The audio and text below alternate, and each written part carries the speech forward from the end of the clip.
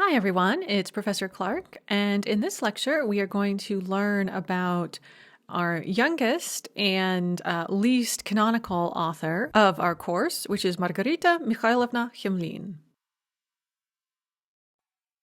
Margarita Khemlin was born in 1960 in Chernigov, Ukraine, and her father was from Ostyur, Ukraine, and these all feature in Klotsvog, the story that we read for this course.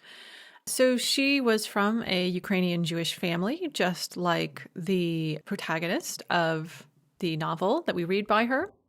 She studied at the Moscow Literary Institute from 1980 to 1985, and she began publishing in 1991, but her first major work, A Jewish Woman's Farewell, came out in 2005. So like many prose authors, she didn't really start coming into her own until she was in her 40s.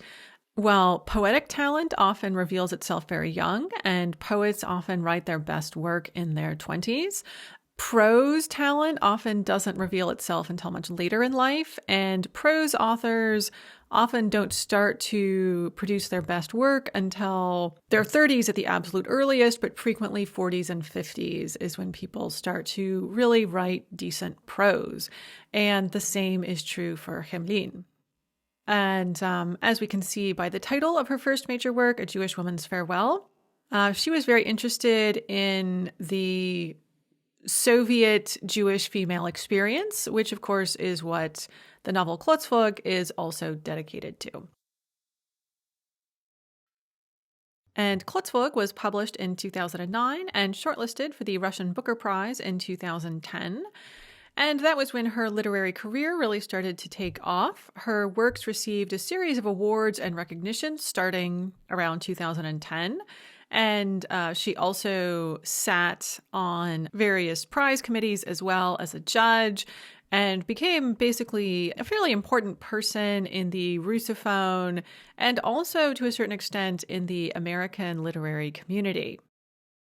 Unfortunately, she passed away fairly young in 2015, so we don't know what she might have achieved if she had lived longer. It's a real shame that we lost her so early, comparatively speaking.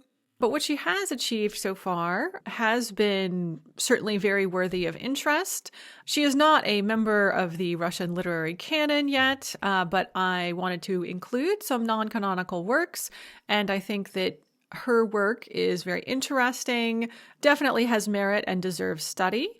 And also, she provides this really interesting perspective on a really important part of the Soviet and post-Soviet experience, which is the Soviet Jewish experience, and particularly the fact that she focuses on women's stories.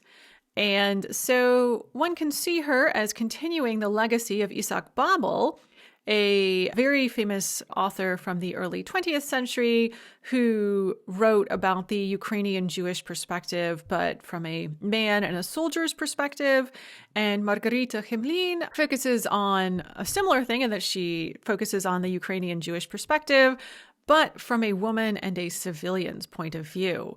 So she's working in this same legacy as Babel to a certain extent, but providing a very different viewpoint on a similar experience. So although she is not, as I said, canonical like most of the other authors in this course, I think she's definitely worthy of study and provides a lot of interesting perspectives and an interesting and fresh take on Russian literature. And so she is included in this course, and I hope that people will continue to read and study her as the years go by.